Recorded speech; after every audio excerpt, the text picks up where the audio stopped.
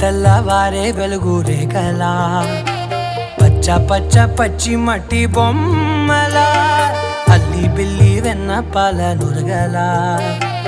అచ్చ తెలుగు ఇంటి పూల కొమ్మలా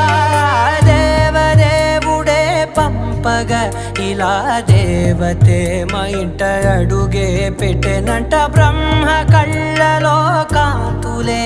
మా అమ్మలా మా కోసం మళ్ళీ లాలి పాడేనంట.